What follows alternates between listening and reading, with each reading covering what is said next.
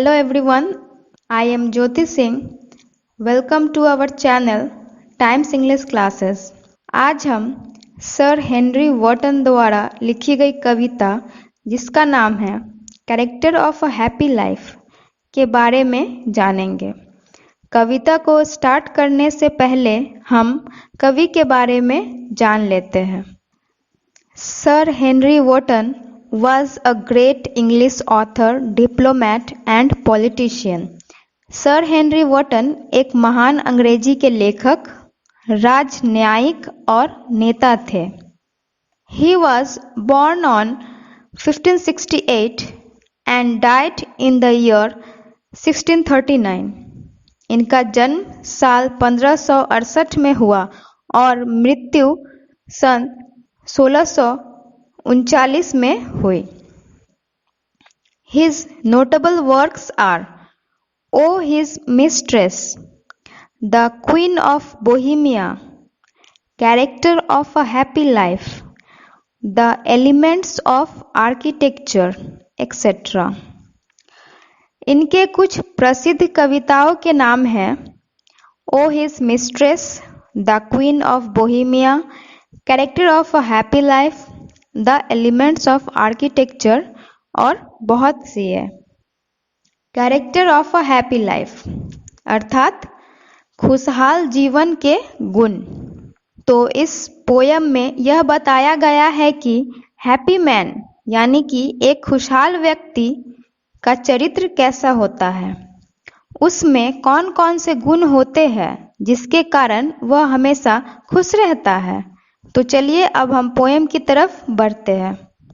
How happy is he born और taught, वह व्यक्ति अपने जन्म से ही खुश है या उसे खुश रहना सिखाया गया। टॉट का अर्थ होता है सिखाना। दैट सर्वेथ नॉट अनदर्स विल, जो दूसरों की इच्छा की सेवा नहीं करता। सर्वेथ का अर्थ हुआ सेवा करना।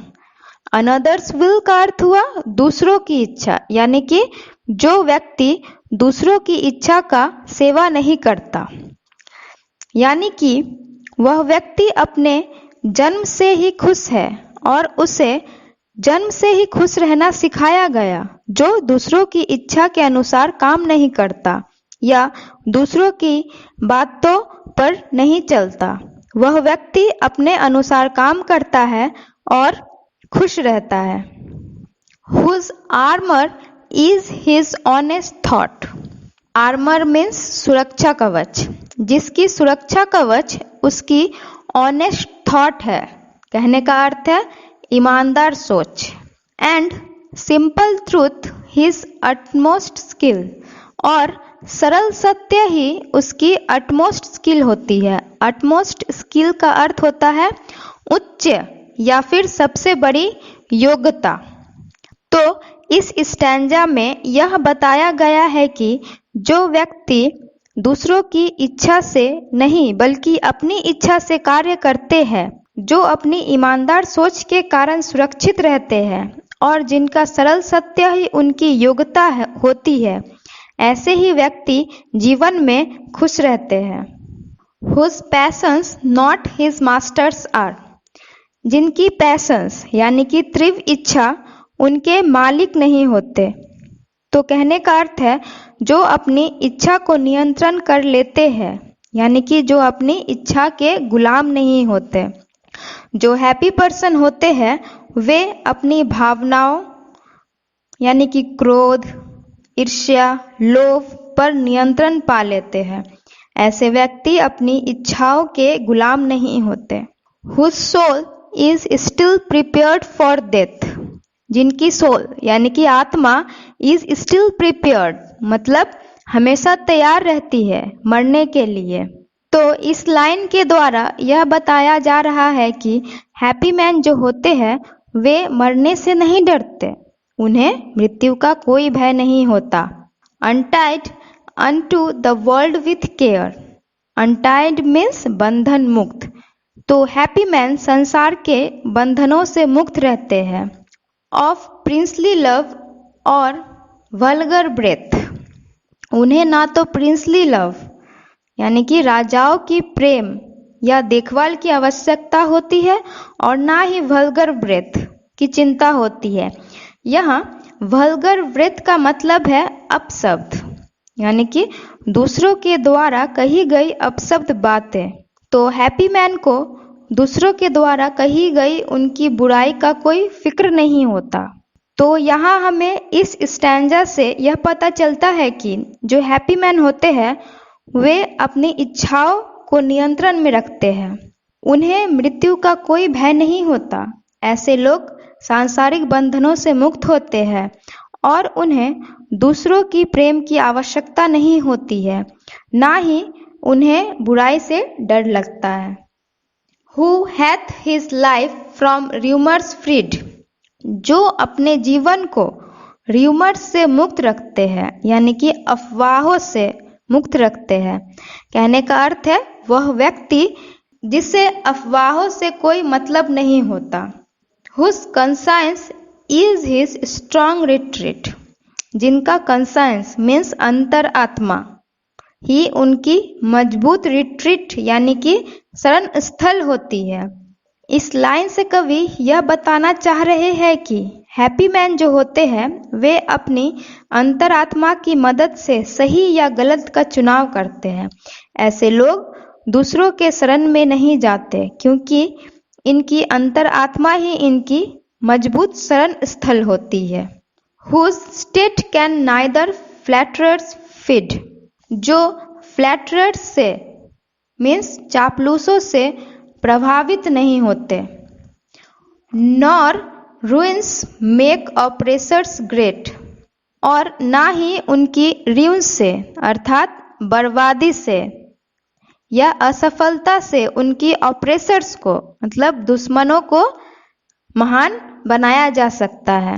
कहने का अर्थ है जो व्यक्ति खुश रहते हैं वे अपने जीवन में सही या गलत का चुनाव अपनी अंतरात्मा की मदद से करते हैं, ना कि दूसरों की मदद से, और किसी के बहकावे में नहीं आते हैं और अपनी बर्बादी को या असफलता पर निराश नहीं होते हैं ताकि उनके दुश्मन उनकी असफलता का गलत लाभ ना उठा सके। Who envies none whom chance doth raise? envies का अर्थ हुआ ईर्ष्या। जो ईर्ष्या नहीं करते किससे? whom chance doth raise यानी कि जो लोग चांस मिलने पर मौका मिलने पर रेस करते हैं मीन्स उन्नति करते हैं। नॉर वाइज ना ही उन्हें गलत व्यवहार करने की इच्छा होती है।